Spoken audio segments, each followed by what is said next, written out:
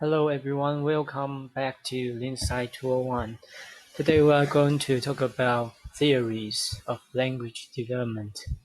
This is kind of a very interesting topic because we have a lot of questions on language development. However, we do not have answers yet.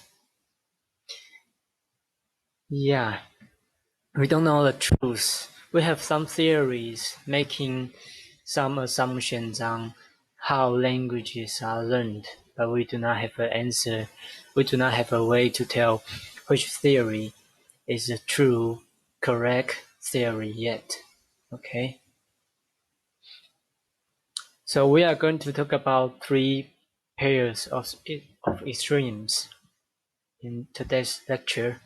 The first one is behaviorism versus cognitivism. Okay, so this would be two extreme theories on language development. Okay, we can begin with behaviorism.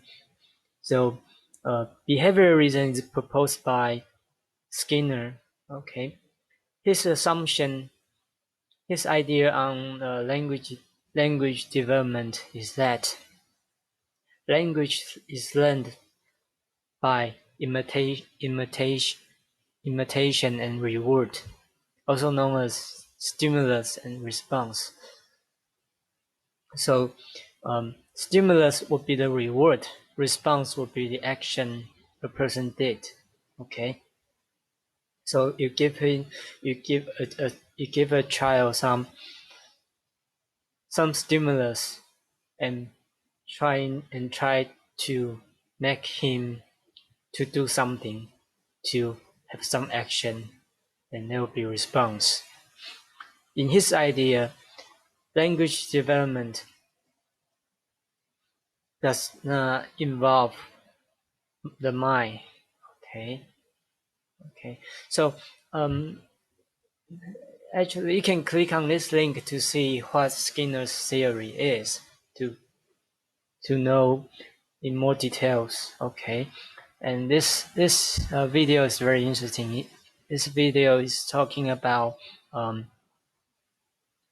how Skinner's theory, this stimulus and response, is applied on game designs. Okay. However, for current date, no one really believes in behaviorism in about language development. They don't think behaviorism is the right way to explain how language is learned. Okay. On the other hand, we have cognitivism. Okay. So, from this perspective, language is a system of the mind. It has some complicated intrinsic system. Okay, so learning involves active mental processes and the acquisition of symbolic knowledge. And the most important person for cognitivism is Chomsky. Okay, so it just means that language learning is complicated. It just is not just as simple as the stimulus and response. There's a complicated mental process inside language development. Okay, actually, you can take a look at this video. This video is made by Boy He. She has a very nice summary of Chomsky's critique on behaviorism and language acquisition. Okay.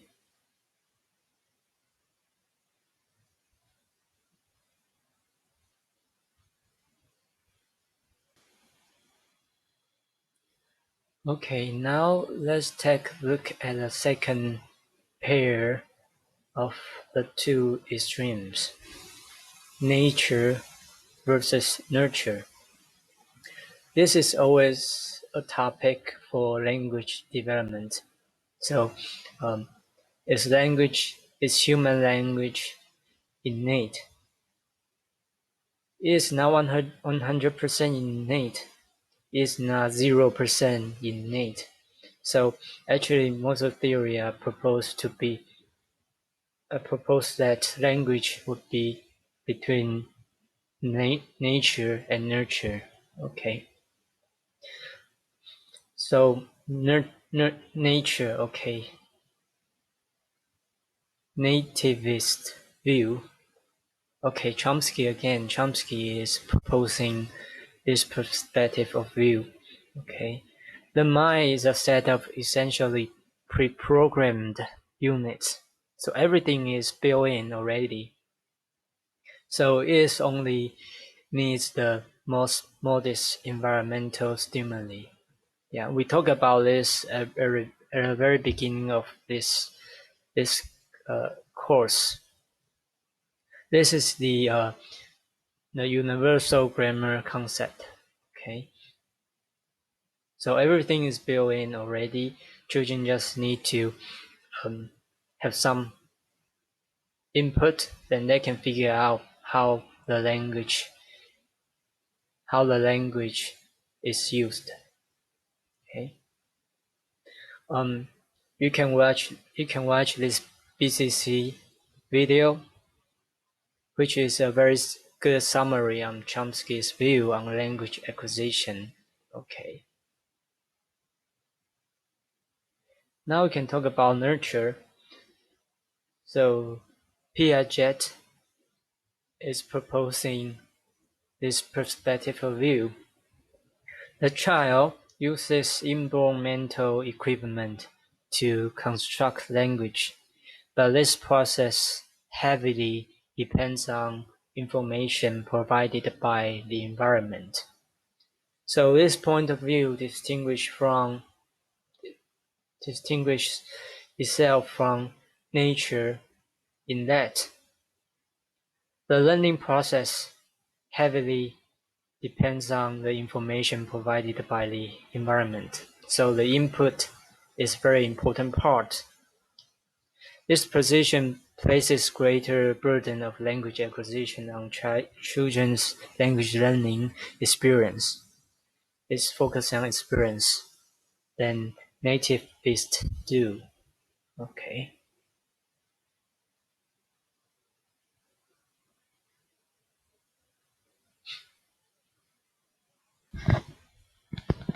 Okay, now let's talk about another issue, whether language is an independent module or it is a general cognition function.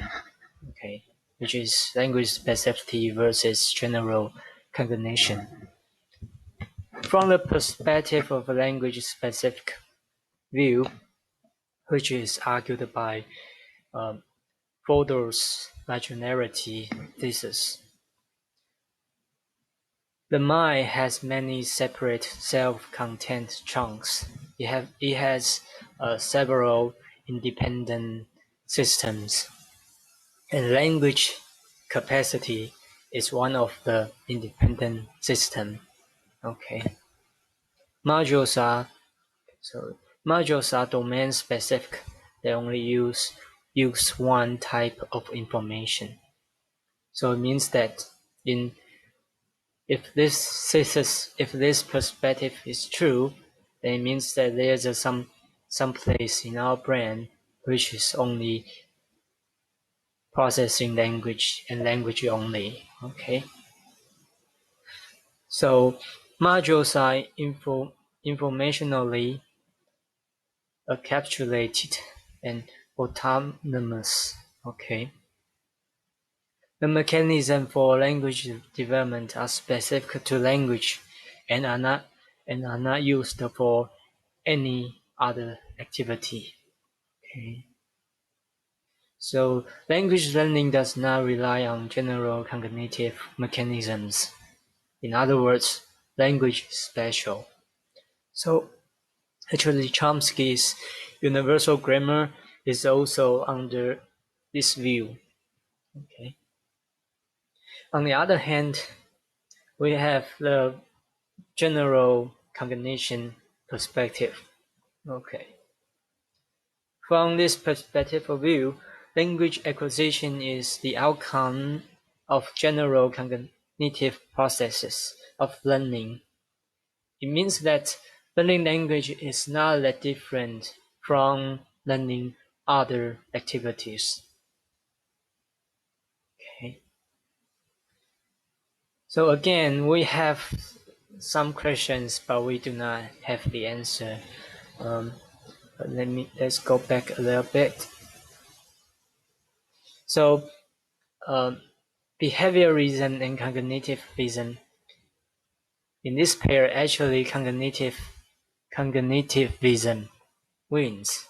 Nobody believes in behaviorism anymore about language development. So this is no longer an issue. But for the other two pairs, we don't know yet. Nature, nurture, and language specificity versus general cognition. These two are the remaining issues. Okay. Thank you for the. Okay, this is for today. Thank you for listening. Remember to do the quizzes.